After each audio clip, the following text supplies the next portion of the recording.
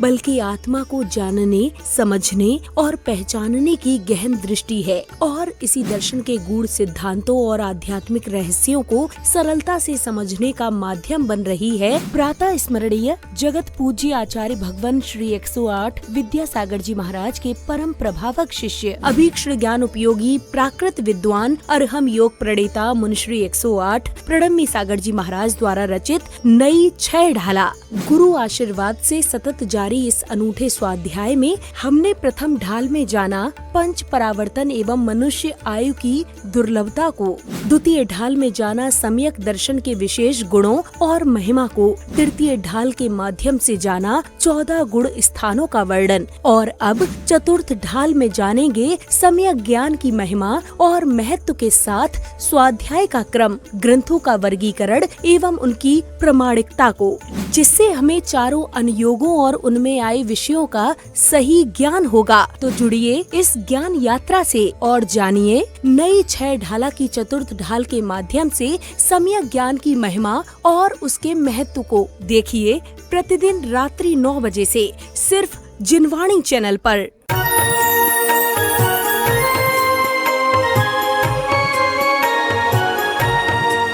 शिरोमणि आचार्य गुरुवर श्री विद्यासागर जी महाराज की जय। नवाचार्य श्री समय सागर जी महाराज की जय। अरहम योग प्रणेता पूज्य मुनि श्री प्रणम्य सागर जी महाराज की जय। ओम अरहम नमः।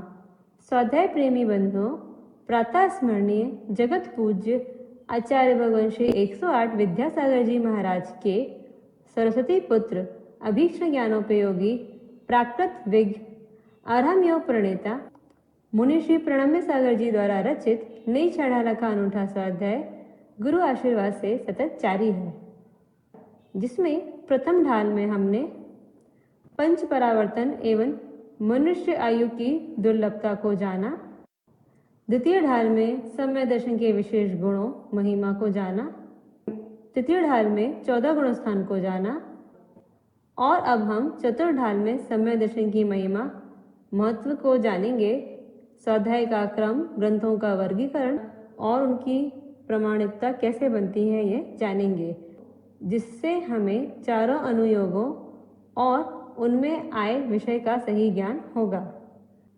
तो आइए चलते हैं गुरु की सरल और सरस वाणी में नई 6 ढाला की चतुर्थ ढाल की कक्षा की ओर। 3 लोक में 4 हैं, मंगल शरण श्रेष्ठ, अरहत सिद्ध वसादु गण, धर्म जैन जग ज्येष्ठ, तीर्थंकर जिन देव की, जिन वाणी को ध्याय, सार्वधर्म संक्षेप से कहूँ चित्त हुलसाए।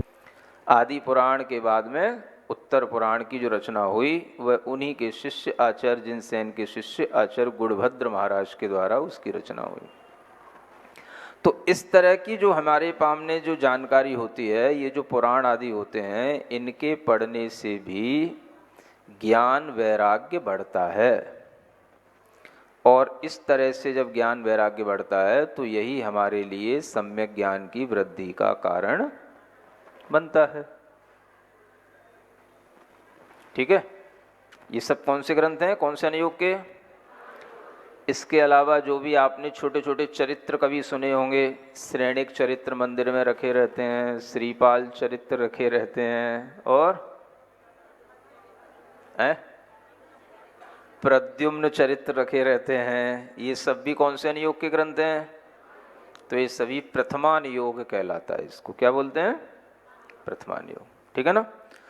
तो प्रथम यही प्रथमान योग है, सबसे पहला यही अनुयोग है। धर्म बढ़े अघ का हरता, इससे धर्म बढ़ता है। अघ माने पाप होता है, पाप का हरण करता है और हमारे लिए धर्म की वृद्धि कराता है। इसलिए हमें कथा भी पढ़नी चाहिए, है ना? इस तरह की कथाएं, जैसे आपने पार्श्व पुराण की कथा भी सुनी है ना? आगरा में हुई पार्श्वनाथ भगवान की कथा। तो पार्श्वनाथ भगवान का पूरा जीवन चरित्र, उनके पूर्व भवों की कथा सुनाई गई। खूब सुनी लोगों ने, ऐसी अच्छी सुनी, ऐसी फीलिंग आती कई कई बार तो जैसे कि मान लो पहले जब रामायण चला करती थी, जैसे रामायण लोग सुनने को उत्सुक होते थे, ऐसे ही ये पार्श्व कथा सुन करके लोग उत्सुक हुए हैं। हाँ, तो उसी तरह की कथाओं का वाचन करना अपने आप में एक थोड़ा सा कठिन काम इसलिए होता है क्योंकि समाज अनपढ़ होते हुए भी अपने आप को पढ़ा लिखा समझती है। एक सबसे बड़ी समस्या समाज के सामने ही रहती है। नहीं समझे क्या बोला मैंने? अब ऐसे पढ़े लिखे लोगों को कहानी सुनाना या भगवान की कथा के साथ इनके लिए इंटरेस्ट क्रिएट करना, ये अपने आप में बड़ा कठिन काम होता है, लेकिन ये किया गया। और जब ये सक्सेस हुआ तो फिर पनागर में भी भगवान शांतिनाथ की कथा प्रारंभ हुई। समझ आ रहा है? और उनके पूरे 12 भवों की कथा करते हुए वह कथा चलते चलते भगवान के ज्ञान कल्याणक तक आ गई।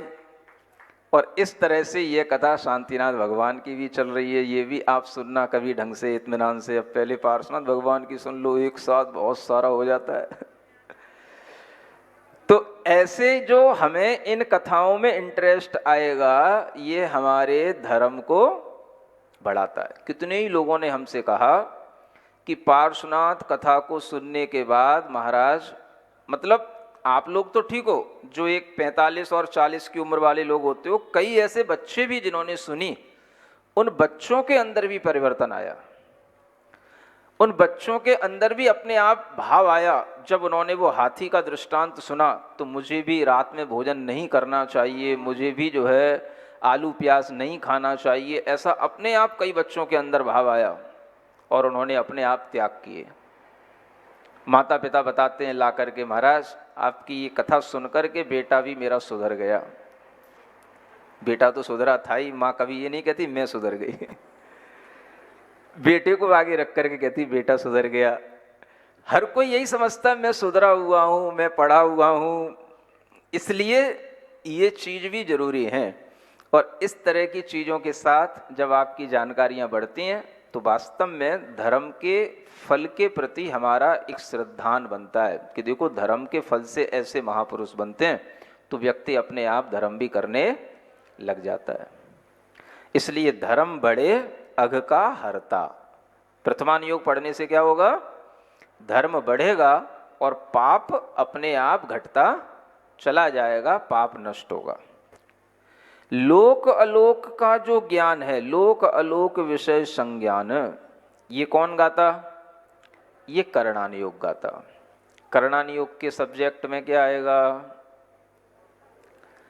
तो लोक कितना बड़ा, कितने उसके पार्ट, उस लोक के अंदर कौन कौन रहने वाले जीव कितनी कितनी जगह घेरते हैं, कहाँ कहाँ उनकी कॉलोनियाँ बनी हैं, कौन कौन सी बिल्डिंगों में कौन कौन लोग रहते हैं, ये सब जानकारी कहाँ मिलेगी? करणान योग। कितने लोग होते हैं? लोग कितने होते हैं?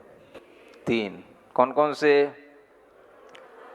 अधोलोक, मध्यलोक और ऊर्ध्वलोक। ठीक है ना? मध्यलोक में कौन रहता है? मनुष्य और त्रियंश, मेनली यही रहते हैं। थोड़ी बहुत कुछ एक्सेप्शन बाद में बता दिए जाएंगे, है ना?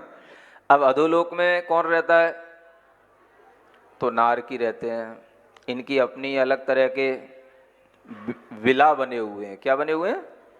विला। विला जानते हो ना? हाँ, सब लोग यहाँ विला ही बनवाते हैं। अभी सुना है कि अंबानी ने अपने बेटे के लिए एक बहुत बड़ा विला बनवाया कहीं बॉम्बे में, है ना? तो सब लोग विला बनवाते हैं। ये विला का मतलब क्या है? एक तरह के बिल ही होते हैं। मनुष्यों के रहने के बिल अलग टाइप के होते हैं और नारकियों के रहने के अलग टाइप के होते हैं। तो नारकियों के कितने बिल हैं? 84 लाख बिल हैं। कितने? और कितनी स्टोरी बिल्डिंगों में बने हुए हैं वो? तो 7 स्टोरी उनकी बनी हुई है। बस 7 पृथ्वियां हैं और उन 7 पृथ्वियों में बहुत सारे बिल फैले हुए हैं और सब मिला करके उनकी गिनती हो जाती है 84 लाख। तो उनकी लोकेशन कौन बताएगा? करणान योग बताएगा। तुम्हारा गूगल कुछ नहीं बताएगा, उसमें जो फीड कर दिया जाएगा वो उतना ही बताएगा। समझ आ रहा है? इसी तरह से जब ऊपर चलते हैं तो ऊर्ध्वलोक में पहुंचते हैं, तो ऊर्ध्वलोक में क्या है? देव कोई विमान, सब बड़े अच्छे ढंग से लोकेटेड हैं। इधर एक तरफ सौधर्म, एक तरफ ईशान, एक फिर उसके ऊपर सानत कुमार, एक तरफ फिर महेंद्र, फिर उसके ऊपर ब्रह्म, फिर उसके पैरेलल में ब्रह्मोत्तर। ऐसे बिल्कुल बढ़िया डिजाइन के साथ में उनकी अपनी जो कॉलोनियां बनी हुई हैं, ऊपर ऊपर ऊपर ही सब बढ़िया बनी हुई हैं। समझ आ रहा है ना? वो बिल नहीं है, वो बिल्कुल अच्छे बड़े बड़े विमान होते हैं जो आकाश में अपने आप स्वयं में प्रतिष्ठित हैं। तो उनका बारे में पूरी जानकारी कौन देगा? समझ आ रहा है? कौन देगा? करणान योग। तो चंद्रमा है, सूर्य हैं, ये सब भी जो ऊंचाइयों पर रहने वाले विमान हैं ज्योतिषी देवों के, इनके बारे में भी सही जानकारी कौन देगा? सही जानकारी कौन देगा? कि नासा देगा? करणान योग देगा कि जो नासा की तरफ से जानकारियां आती हैं, हम चंद्रमा पे पहुंच गए, हम सूर्य पे पहुंच गए। किस पे विश्वास करना है आपको? समझ लो, सम्यक ज्ञान होने के बाद विश्वास किस पर होगा? करणान योग की जानकारी ग्रंथों के माध्यम से जो हमें मिलेगी उस पर जब हम विश्वास करेंगे तभी हमें पता पड़ेगा कि हमारे भीतर विश्वास आ रहा है, यानी हमारे भीतर का ज्ञान सम्यक ज्ञान हो रहा है। आ रहा है समझ में? तो ये सब जानकारी कौन से अनुयोग से? इसी अनुयोग का एक सुप्रसिद्ध ग्रंथ है यति वृषभकृत प्रज्ञप्ति में 3 लोक की बहुगाथा, है ना? आचार्य यति वृषभ देव का एक तिलोय पंडिती नाम का ग्रंथ है।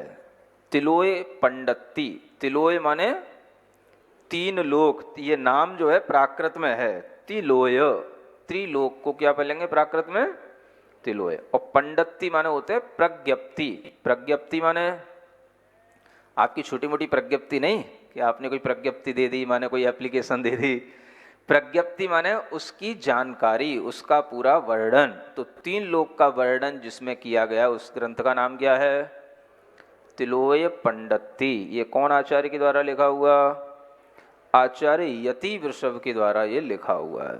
तो ये भी जानकारी आपको रहनी चाहिए कि ये भी ग्रंथ स्वाध्याय के योग्य हैं, इन्हें भी हमें पढ़ना चाहिए। प्रथमान योग पढ़ने के बाद लोक अलोक की जानकारी वाले करणान योग के ग्रंथ पढ़ना चाहिए। ठीक है ना?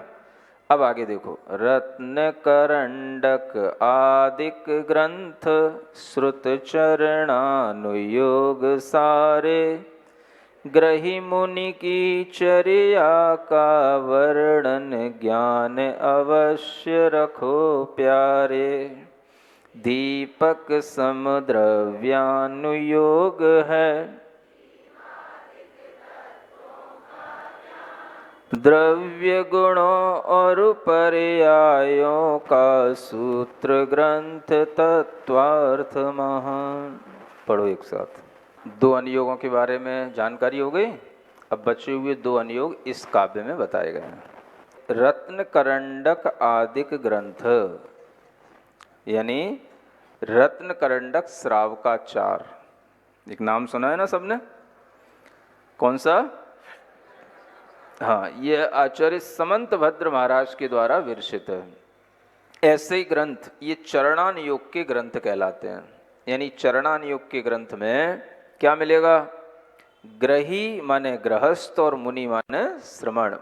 गृहस्थ और मुनियों की चर्या का वर्णन जिस ग्रंथ में मिलता है, जिस ग्रंथ के अनुयोगों में मिलता है, उसे हम कहते हैं चरणान योग। तो जितने भी श्रावक धर्म का वर्णन करने वाले ग्रंथ हों या मुनि धर्म का वर्णन करने वाले ग्रंथ हों, ये किस कैटेगरी में आएंगे? चरणान योग में, है ना? ऐसे ही एक और ग्रंथ है पुरुषार्थ सिद्धि उपाय। ये आचार्य अमृत चंद्र सूरी का ग्रंथ है। ये भी गृहस्थों की चर्या का वर्णन करने वाला है ना? फिर उसके बाद में जो मूलाचार ग्रंथ है ये मुनियों की चर्या का वर्णन करने वाला है। आचार्य वट्टकेर स्वामी के द्वारा विरचित ये ग्रंथ है। ऐसे अनेक ग्रंथ जो श्रावकों के और मुनियों की चर्याओं का उसमें उल्लेख करते हैं वो सभी क्या कहलाते हैं? चरणान योग के ग्रंथ कहलाते हैं। ठीक है ना। और फिर उसके बाद में दीपक सम द्रव्यान योग है जीवादिक तत्वों का ज्ञान। जो द्रव्यान योग के ग्रंथ होते हैं वो दीपक की तरह प्रकाशित करते हैं सभी द्रव्यों को। और इस तरह के ग्रंथों में जिसमें हमें जीव आदि 7 तत्वों का ज्ञान मिले वो सभी ग्रंथ क्या कहलाएंगे? द्रव्यान योग के ग्रंथ कहलाते हैं, है ना। यानी इस श्रेणी में हम देखें तो तत्वार्थ सूत्र जो आप लोग पढ़ते हैं ये कौन से अनुयोग का ग्रंथ हुआ? द्रव्यान योग। इसमें 7 तत्वों का पूरा वर्णन आपको मिलता है। तो ऐसे तत्वों का वर्णन जिसमें मिले 7 तत्वों का उसे हम कहते हैं द्रव्यान योग। आया समझ में? 7 तत्वों का वर्णन करने वाला मुख्य रूप से जो ग्रंथ हमारे सामने उपलब्ध है वह कौन सा? तत्वार्थ सूत्र। इसके अलावा भी जहाँ कहीं भी 7 तत्वों का वर्णन मिले, 6 द्रव्यों का वर्णन मिले, वे सभी ग्रंथ भी द्रव्यान योग में ही आते हैं। जैसे 6 द्रव्यों का वर्णन करने वाला एक बहुत अच्छा ग्रंथ है पंचास्तिकाय। क्या है? हाँ। तो इन सब ग्रंथों में भी ये जो वर्णन है ये सब कहलाएगा द्रव्यान योग। ठीक है ना। द्रव्य का, गुणों का, पर्यायों का जो वर्णन जिसमें मिलता है वो सब कहलाता है द्रव्यान योग। तो इस तरह से ये 4 अनुयोगों का ज्ञान आप लोगों को रखना चाहिए। कौन कौन से ग्रंथ किस अनुयोग में आते हैं, किन आचार्यों के द्वारा लिखे हुए हैं, इस तरह की जानकारी आपके पास जितनी अच्छी होगी उतना ही आप शास्त्रों का या यूं कहें जैन आचार्यों के बारे में अच्छा ज्ञान रखने वाले श्रावक माने जाएंगे, है ना। तो ये सब जब आपको कभी भी मंदिर में कोई ग्रंथ मिलते हैं, आप पलटते हैं कभी, तो आपकी दृष्टि में आना चाहिए कि किस अनुयोग का ग्रंथ है और किन आचार्य या विद्वान के द्वारा लिखा हुआ है। ठीक है ना। तो इस तरह से ये 4 अनुयोगों की जानकारी अपने पास रखना है, सम्यक ज्ञान को इस तरह से समझना है। इसके अलावा अन्य भी जैसे समय सार जी हैं, प्रवचन सार जी हैं, ऐसे भी जो ग्रंथ हैं ये भी सब द्रव्यान योग में ही आते हैं, क्योंकि इनमें मुख्यतया 7 तत्वों की या द्रव्य गुण पर्यायों की चर्चा रहती है। तो ये सभी द्रव्यान योग के ही माने जाते हैं। तो ऐसे इन सब ग्रंथों के बारे में जानकारी रखने से क्या हासिल होगा? हमारा मन बनेगा पढ़ने का, स्वाध्याय करने का, एक का कर लिया तो और आगे बढ़ाने का। आप लोग पूछते रहते हो महाराज हमें कुछ ऐसी विधि बता दो कि हम क्रम क्रम से सब पढ़ लें। कई लोगों को पढ़ने की भी बहुत वो रहती है, जिज्ञासा, ईगर, है ना, उत्सुकता। तो वो लोग क्या चाहते हैं, हम सब चीज़ पढ़ लें। तो कैसे पढ़ लें? तो इस क्रम से पढ़ लो। पहले अच्छे से प्रथमान योग पढ़ लो, आदि पुराण पढ़ लो, पद्म पुराण पढ़ लो, हरिवंश पुराण पढ़ लो। ठीक है। फिर उसके बाद में क्या पढ़ लो? त्रिलोक सार पढ़ लो। फिर उसके बाद में तिलोय पंडिती पढ़ लो। ठीक है ना। फिर उसके बाद में रत्नकर्ण श्रावकाचार पढ़ लो। फिर उसके बाद में मूलाचार पढ़ लो। फिर उसके बाद में तत्वार सूत्र पढ़ लो, पंचास्तिकाय पढ़ लो, प्रवचन सार पढ़ लो और लास्ट में समय सार पढ़ लो। फिर बाद में पढ़ लो।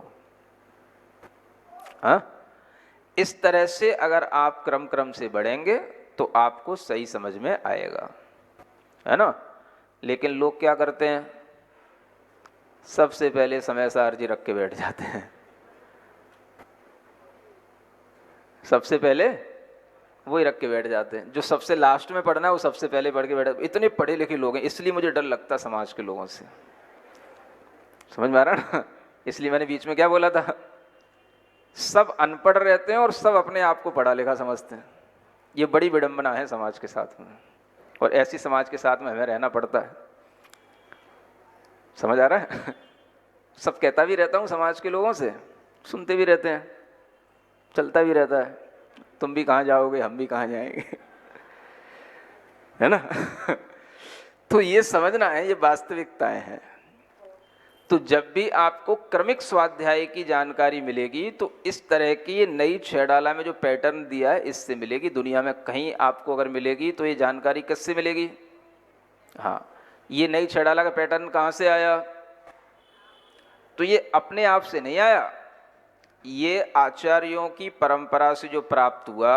उन आचार्यों में रत्नकरण श्रावकाचार्य जो सम्यक ज्ञान का वर्णन करने वाला और सम्यक दर्शन चारित्र का वर्णन करने वाला एक ग्रंथ है, उसमें भी यही पैटर्न दिया हुआ है, वहां से पैटर्न उठाया गया है। समझ आ रहा है? तो कभी भी कोई भी बात कही जाती है तो आचार्य परंपरा के अनुसार ही कही जाती है, अपनी तरफ से कुछ नया नहीं कहा सकते, क्योंकि वो फिर जो तीर्थंकरों की आचार्यों की परंपरा है उसके विरुद्ध ना पड़ जाए। ये भी एक ध्यान में रखा जाता है, तभी कुछ लिखा जाता है ना? तो ये जो पद्धति है ये कहाँ से आई? आचार्य समंतभद्र महाराज ने भी सम्यक ज्ञान के प्रकरण में इसी तरह की पद्धति हमें बताई है रत्नकंठ श्रावकाचार्य में, है ना? तो उसी को यहाँ पर एक तरह से हिंदी मीडियम के लोगों के लिए, क्योंकि संस्कृत मीडियम तो आजकल कुछ होता नहीं है आप लोगों के साथ में, तो हिंदी मीडियम के लोगों के लिए ये जानकारी इसलिए हिंदी में यहाँ पर दी गई क्योंकि वो संस्कृत का ग्रंथ है ना? तो इसलिए आप लोगों को ये पैटर्न ध्यान में रखना है। समय सार जी पढ़ने की मनाही नहीं है, लेकिन कैसे कैसे पढ़ करने के बाद में पढ़ना है तो ये आपको पूरा बता दिया गया है ना?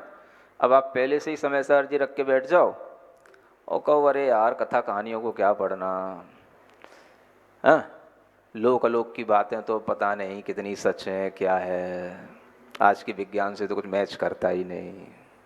खल्लास, प्रथमानियोग खल्लास हो गया एक लाइन में, करणानियोग खल्लास हो गया। समझ आ रहा है ना? फिर आई चरणानियोग की बात, अरे आचरण तो अपने आप आ ही जाता है, जब सम्यक ज्ञान आएगा तो आचरण तो आ ही जाता है, वो भी चरणानियोग खल्लास। समझ में आ रहा है ना? अब क्या बचा? अरे अब तत्वार्थ सूत्र पंचास्तिका ये क्या पढ़ना, ये तो सब बच्चों की बातें हैं, सभी पढ़ते रहते हैं। बड़े लोगों के लिए तो क्या बचता है? समय सार। बैठ जाओ पंडित जीवन के, जो लिखा है वो बांचते रहो। आता जाता तो कुछ है नहीं, ना तुम्हें प्राकृत आती ना तुम्हें संस्कृत आती, बस जो उसमें हिंदी लिख गई है उसी को पढ़ते रहो, बांटते रहो। और सबसे मजे की बात तो मुझे समय सार का अध्ययन तो ठीक है, पूरा सब खंगोलने के बाद में मुझे बड़ी मजे की बात ये मिली कि जिस समय सार की गाथाओं की टीका आचार्य अमृतचंद जी महाराज ने की, उसकी एकमात्र हिंदी आज तक चलती है जिसे पंडित जयचंद छावड़ा ने बनाया। समझ आ रहा? एकमात्र उसकी हिंदी। मैंने सब ग्रंथ टटोले, जितने भी पंडित हुए, वर्णी हुए, गणेश प्रसाद वर्णी, मनोहर लाल वर्णी, पंडित शीतल प्रसाद जी, सब बड़े बड़े धुरंधर लोग हुए, मैंने देखा कि किसी ने भी कोई नई टीका ही नहीं की। मतलब आचार्य अमृतचंद जी की संस्कृत का किसी ने कोई अनुवाद ही नहीं किया। एक बार जो पंडित जयचंद छावड़ा लिख गए, जो भी लिख गए, सही गलत जो भी लिख गए, वो ऐसा हो गया बिल्कुल तीर्थंकर की वाणी की तरह प्रमाणिक, बिल्कुल पक्का, और कोई हिल नहीं सकता कोई पट्टा उससे, ऐसा।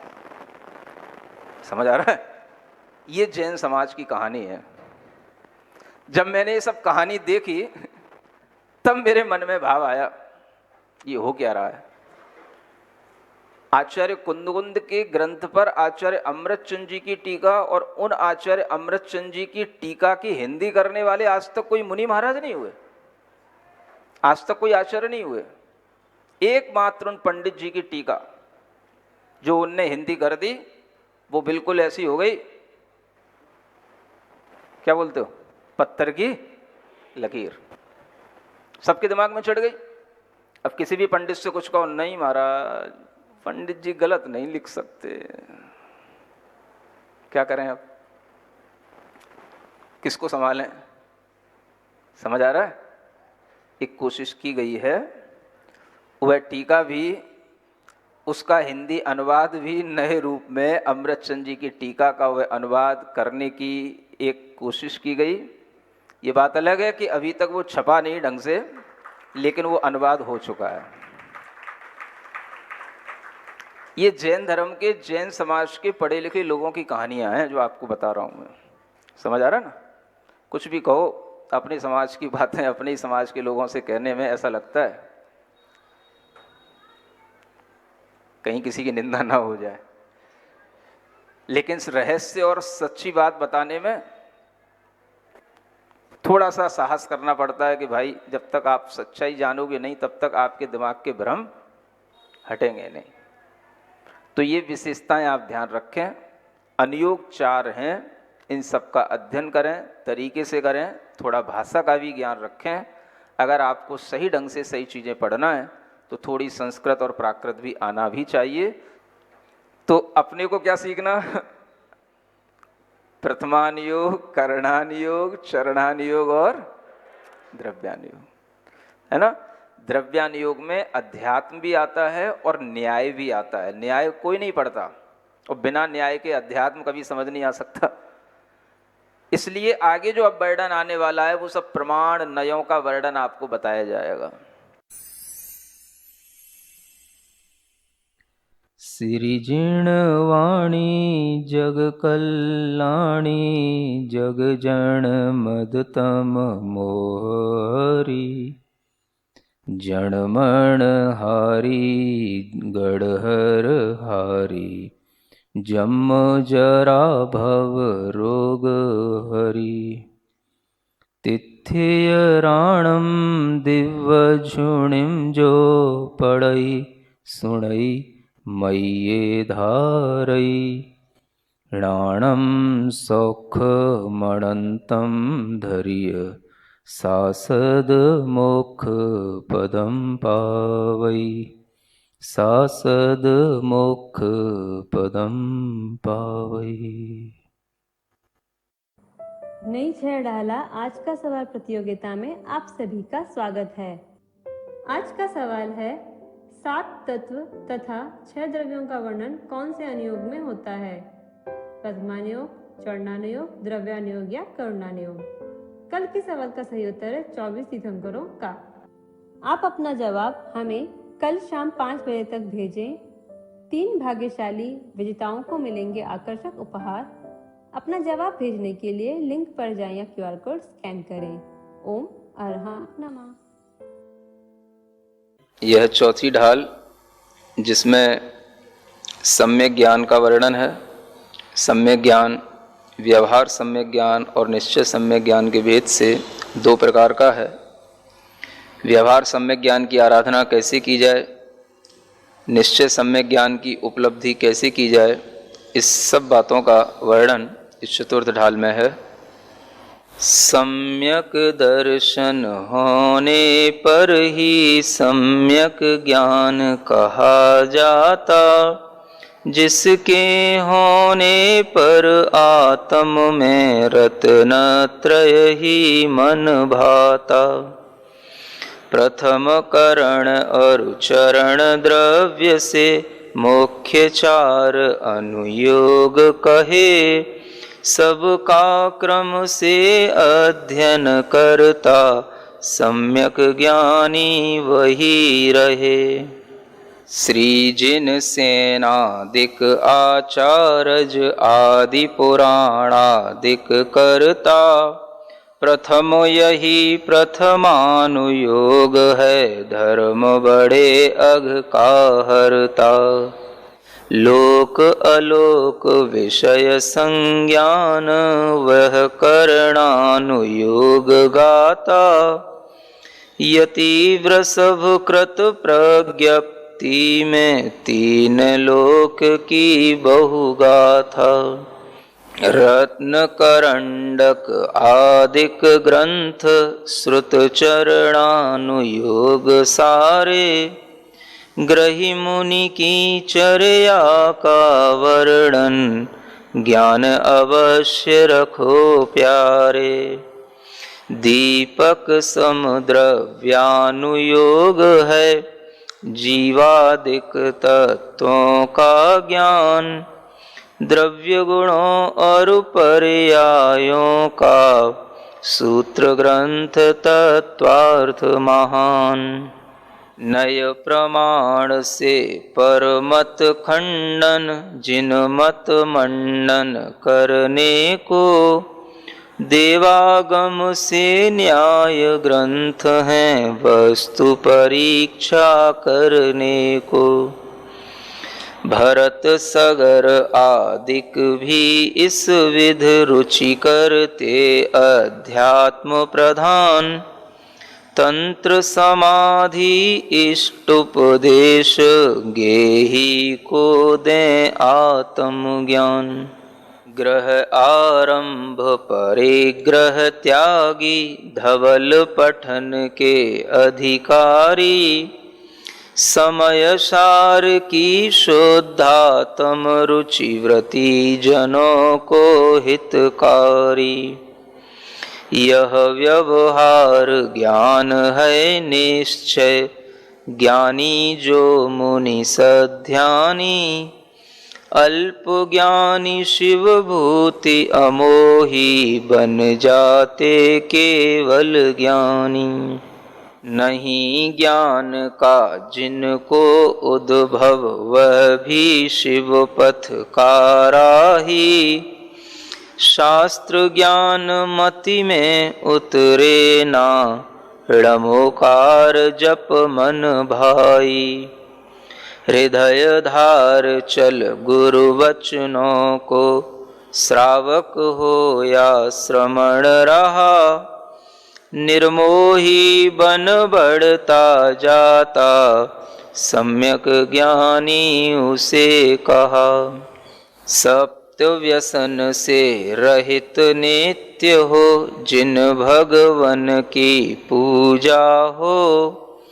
जिन मुनि नमन नेह सह धर्मी, पात्र दान मन उपजा हो।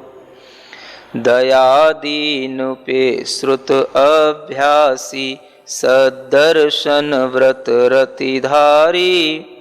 सो गृहस्थ सम्यक ज्ञानी, अनमोह पाश की बलिहारी। पंच ज्ञान सम्यक प्रमाण हैं, तीन ज्ञान मिथ्यात्व रहे। मति श्रुत दोय परोक्ष ज्ञान है, प्रत्यक्षा व्यवहार कहे। अवधि ज्ञान मन पर्यय दो को, देश प्रत्यक्ष कहें ज्ञानी। केवल ज्ञान सर्व प्रत्यक्षी, अतः प्रमाणिक जिनवाणी। प्रतिपदार्थ जो भी सत दिखता है, अनंत धर्मों वाला। कह सकता है सब धर्मों को, अनेकांत का मत वाला। नित्य अनित्य अनेक एक, या विधि निषेध दो धर्म विरुद्ध। बना विवक्षा नय की कथनी, स्यादवाद शैली अविरुद्ध। स्यात् शब्द का अर्थ कथंचित, किसी अपेक्षा से कहना। स्यादवाद की कथन रीति की, शोभा सप्तभंग गहना। वस्तु कथंचित सत होती, जब आत्म चतुष्टय आपेक्षित। वही कथंचित असत हुई, जब अन्य चतुष्टय सापेक्षित। क्रम से जो सत असत कहे, वह भंग तीसरा उभय स्वरूप। एक साथ दो कथन असंभव, चौथा अवक्तव्य का रूप। सत कहने पर भी विरुद्ध द्वय सदसत कहे नहीं जाते। अतः पांचवें सत अवाच्य सम असत अवाच्य भंग पाते। क्रम से कहने पर दोनों को युगपत कहना नहीं बने, इसीलिए सदसत अवाच्य का सप्त भंग संधान बने। केवल ज्ञानी वस्तु धर्म सब आत्म से साक्षात लखें, वैसा ही श्रुत ज्ञानी जाने नैसे किंतु परोक्ष लखें। अर्थ रूप नय वस्तु धर्म एक उसका वाचक शब्द नया, उसको जाने ज्ञान अंश जो ज्ञान रूप नय उसे किया। द्रव्य और पर्याय नयों से मूल भेद सिद्धांत अधीन, निश्चय और व्यवहार दो तथा अन्य भेद अध्यात्म महीन। वचन भेद से भेद अपरिमित नय के जिनवर कहते हैं, अनुभव में व्यवहार व निश्चय गुण भूमि अनुलहते हैं। सप्तम से ही ध्यान लीन मुनि शुद्ध नयाश्रित अनुभवते, आत्म ज्ञानानंद स्वभावी उससे पहले बस कहते। नय प्रमाण से श्रुत अनुसारी वस्तु तत्व का ज्ञानी ही सम्यक ज्ञानी कहलाता है, पी पी कर जिन वाणी ही। संशय विभ्रम मोह त्याग के चारित को धारण करना, इस बिन समकित खो जाता है, सूजी में धागा रखना।